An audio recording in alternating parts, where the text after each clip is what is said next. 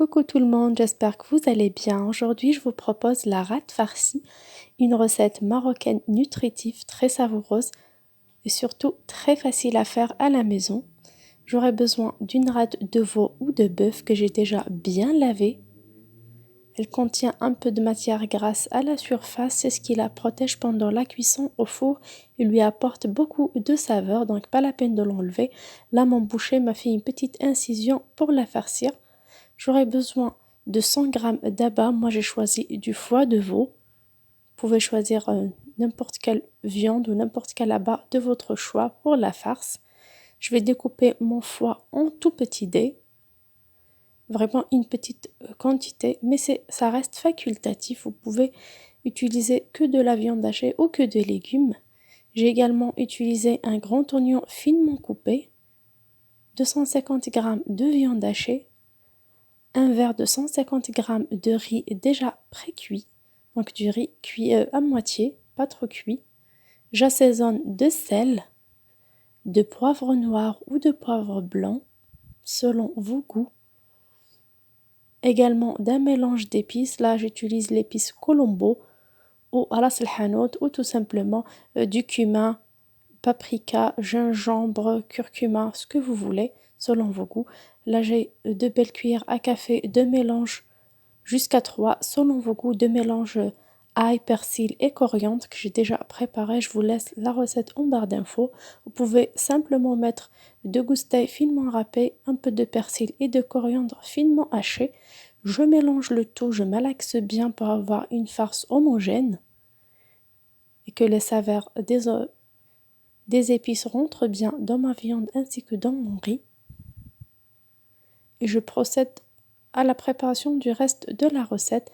J'assaisonne ma rate de sel des deux côtés. Comme ça, elle ne sera pas fade à la cuisson.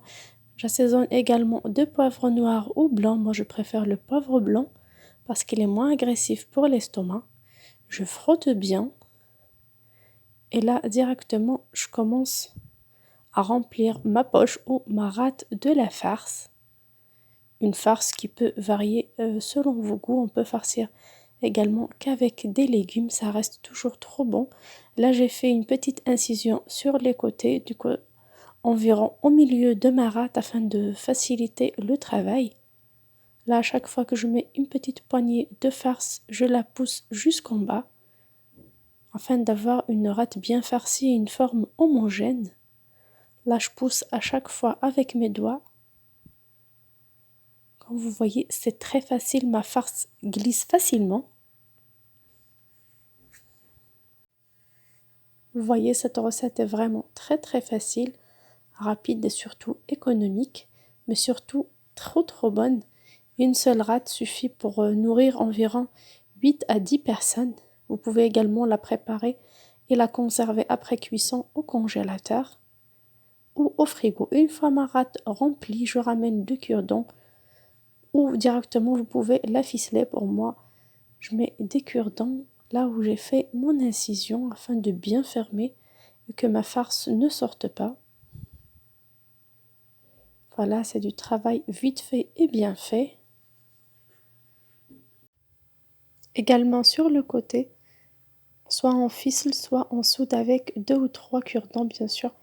Dès la cuisson, il faut les enlever tant que la rate est chaude pour ne pas les oublier. Vous voyez, j'ai une belle forme homogène que je vais couvrir d'une feuille de papier cuisson. Ça va faciliter la cuisson, surtout que c'est une cuisson à l'étouffer au four sans matière grasse. Comme vous voyez, j'ai pas du tout mis de beurre ni d'huile. Et bien sûr, je couvre bien d'une couche de papier aluminium afin que la chaleur reste à l'intérieur et facilite la cuisson qui va être dans un four préchauffé à l'avance pendant environ 1 heure à 1h15 selon vos fours à 180 degrés. Moi, je mets 180 degrés pour qu'il y ait une bonne cuisson sans brûler la chair. Une fois bien fermé, je mets directement sur un plateau et j'envoie au four à 180 degrés bien sûr.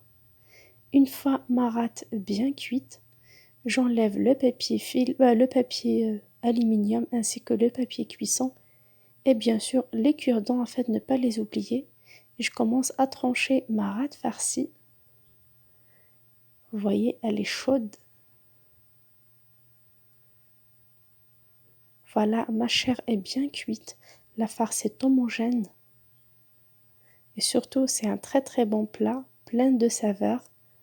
Ça s'appelle également le usban, ça dépend des régions. J'espère que cette recette vous a plu. N'hésitez pas à l'essayer, surtout pour les débutantes. Elle est vraiment très facile et réussie du premier coup.